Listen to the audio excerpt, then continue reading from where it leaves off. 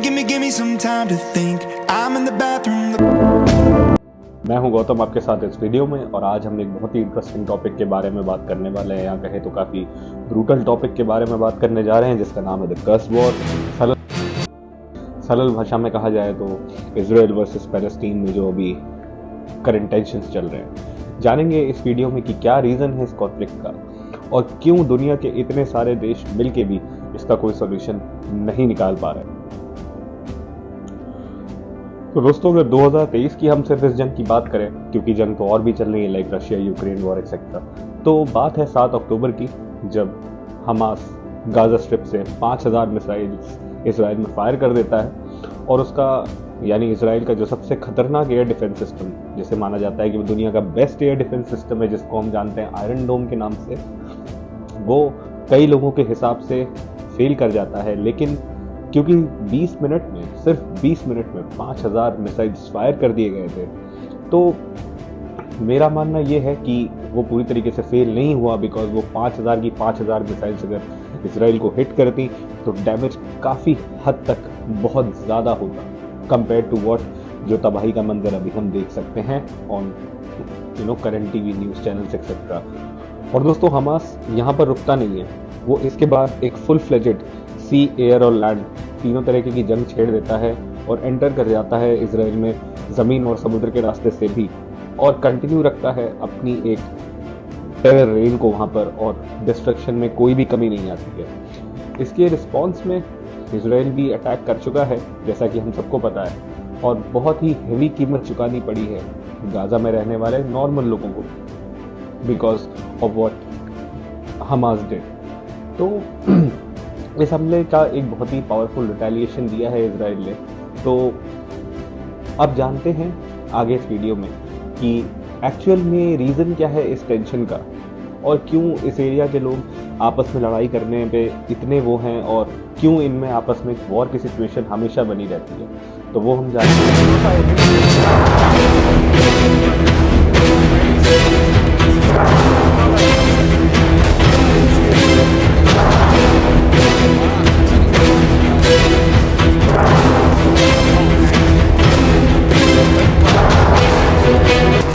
तो दोस्तों, अगर हम बात करें मेन रीज़न ऑफ कॉन्फ्लिक्ट की, तो वो अराइज होती है एक शहर से इसराइल के, जिसका नाम है जेरूसलम,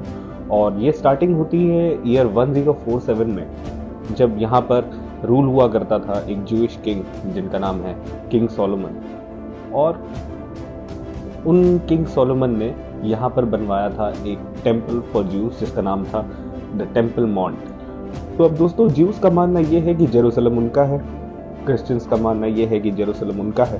पैलेस्टीनियंस का मानना भी यही है कि जेरूसलम उनका है। तो इससे हमें पता चलता है कि तीनों रिलीजन्स के लिए ये जगह बहुत ही सीक्रेट और बहुत ही इम्पोर्टेंट है। तो दोस्तों, अगर हम बात करें कि सिर्फ गाजा स्ट्रिप की, क्योंकि पैलेस्टीन और भी बहुत अलग अलग हिस्सों में है, इसराइल के हिस्सों में बटा हुआ है, बीच में कई सारे कंटेनमेंट्स हैं और कई सारे चेक पॉइंट्स हैं। तो इसराइल पैलेस्टाइन जो है वो पूरा गाजा के कंट्रोल में नहीं है, सिर्फ एक के कंट्रोल में नहीं है, सिर्फ एक स्ट्रिप है जिसको हम गाजा स्ट्रिप कहते हैं, और बाकी का जो पैलेस्टाइन है गाजा स्ट्रिप को छोड़ के, वो पैलेस्टीनियन पीएम के कंट्रोल में है, वहाँ की एक गवर्नमेंट के कंट्रोल में है, जो कि एक रिकॉग्नाइज कोई टेररिस्ट ग्रुप एक्सेट्रा नहीं है। अब इसमें सबसे इंटरेस्टिंग फैक्ट क्या आता है गाजा स्ट्रिप के बारे में, वो ये है कि जो गाजा एक एरिया है वो ब्लॉक्ड है, एक साइड इजिप्ट से और दूसरी तरफ से इसराइल, और तीसरी साइड से वहाँ पे सी है, समुद्र है। तो वहाँ पर कोई जॉब अपॉर्चुनिटीज या बिजनेस का कोई स्कोप नहीं है, और बेसिकली वो थोड़ा सा ट्रबलसम एरिया भी है, तो वहाँ पर ऑफकोर्स कंपनीज भी इन्वेस्ट नहीं करती हैं। तो गाजा स्ट्रिप बेसिकली चलती है डोनेशंस पर, यानी कुछ कंट्रीज हैं जो ह्यूमैनिटेरियन या वेलफेयर बेसिस पे फंड्स देते हैं गाजा के हमास ग्रुप को, या कहें कि गाजा की वेलफेयर के लिए फंड्स देते हैं, जिसका हमास ग्रुप यूटिलाइज करता है ज़्यादातर वेपन्स खरीदने। तो इजिप्ट ने इसराइल को ऑलरेडी वार्निंग दे दी थी कि उनके किसी इंटेलिजेंस डिपार्टमेंट को पता चला है कि इसराइल के ऊपर अटैक होने वाला है, और इजिप्ट अकेला नहीं था, अमेरिका ने भी ये इन्फॉर्मेशन दी थी कि हमास अब कभी भी अटैक कर सकता है और अंदर किसी तरीके की प्लानिंग प्लॉटिंग चल रही है। तो क्या हम इससे ये कंक्लूड कर सकते हैं कि कुछ ऑफिशियल्स हैं जो ये जानते थे कि अटैक होने वाला है, या हमला होगा और उन्होंने शायद उस चीज़ को जान क्या कोई ऐसा भी है जिसको इतनी तबाही से कुछ फ़ायदा मिलने वाला है? मतलब हम सिर्फ ये स्पेकुलेट ही कर सकते हैं, क्योंकि जो इजराइल के करंट पीएम हैं बेंजामिन नेतन्याहू, उन पर एक फ्रॉड का केस चल रहा है और उनके ऊपर ब्राइब का भी एक केस चल रहा है जिसको वो प्रॉपरली डिनाई करते हैं कैमरा पर, और उसमें अभी तक जजमेंट आना भी बाकी है। और वो ये भी कहते हैं कि उन पे लगाए हुए सारे आरोप बेबुनियाद हैं, फर्जी हैं, एक्सेट्रा। और खबरों की माने तो पावर का यूज़ किया जा रहा है इस टाइम पे इसराइल में, जुडिशरी की अपॉइंटमेंट से लेकर के, जजों की अपॉइंटमेंट से लेकर के, हर चीज़ से। और इस पर काफ़ी ज़्यादा प्रोटेस्ट हमें देखने को मिल रहा है इसराइल के कई शहरों में और कई सारे अलग अलग प्लेटफॉर्म्स के थ्रू, स्ट्रीट्स पे, न्यूज़पेपर, न्यूज़ चैनल्स एक्सेट्रा। अब क्योंकि एक वॉर का सिचुएशन है तो ये एक इमरजेंसी है और इजरायली पीएम के ऊपर चल रहे सारे केसेस पर भी स्टे लगा हुआ है due to emergency reasons, because हमें कोई भी कंट्री अगर किसी भी वॉर जोन में होती है तो एक लीडरशिप का होना बहुत ज़रूरी है। इल्ज़ाम ये भी है कि फेयर ट्रायल्स अगर चलते रहते तो क्या उन्हें अपना पीएम का स्टेटस छोड़ना पड़ता, क्योंकि आगे दिखाए जाने वाला आर्टिकल कुछ यही कहता है। तो अगर दोस्तों हम बात करें कि यहाँ पर एग्रेसर कौन था इस वॉर का, तो ऑफ कोर्स एग्रेसर उसका हमास था, बिकॉज उन्होंने दे वर द वंस जिन्होंने पहले मिसाइल्स फायर किए थे। अब कुछ लोग उसमें ये भी कहते हैं कि उन पे बहुत टाइम से टॉर्चर है, बहुत टाइम से यूरोपियंस या फॉरेनर्स ने आकर के उनके लैंड पे कब्जा कर रखा है, बट मैं ये बात से उतना अग्री नहीं करूँगा, क्योंकि कब्जा करना, जैसे हम कॉलोनाइजेशन की आज की हिस्ट्री बुक्स में पढ़ते हैं, तो उसमें कोई भी परचेज करके किसी चीज़ को कॉलोनाइज नहीं करता है। फॉर एग्जाम्पल अगर ब्रिटिश भी हमारी कंट्री में आए थे तो उन्होंने भी यहाँ पे ईस्ट इंडिया कंपनी स्टैब्लिश की थी और बिजनेस के सिलसिले से वो आए थे। बट अगर हम इसराइल की कंडीशन को देखें तो वहाँ पर ज्यूज ने बेसिकली वहाँ पे अपना लैंड परचेज किया है, और जब आपसे कोई प्रॉपर्टी खरीदता है या फॉर एग्जाम्पल अगर आप अपना घर किसी को बेच देते हैं तो उसके बाद जब वो बंदा वहाँ पे रहने के लिए आता है तो यू कैन नॉट से कि मेरे पे जुल्म हुआ या मुझे मेरे घर से बाहर निकाला है। सो कुछ इस टाइप की सिचुएशन है जिसके ऊपर काफ़ी सारी डिबेट चल रही है, और मेरा ये मानना है कि ये चीज़ें पीस टॉक्स के थ्रू ज़्यादा बेटर तरीके से इन्हें सॉल्व किया जा सकता है रादर दैन फायरिंग मिसाइल्स और रिटेलिएशन या ऐसा कुछ। ऑफ कोर्स अगर किसी कंट्री के ऊपर कोई ग्रुप मिसाइल से अटैक करेगा तो रिटेलिएशन आएगा, बट मुझे ऐसा लगता है कि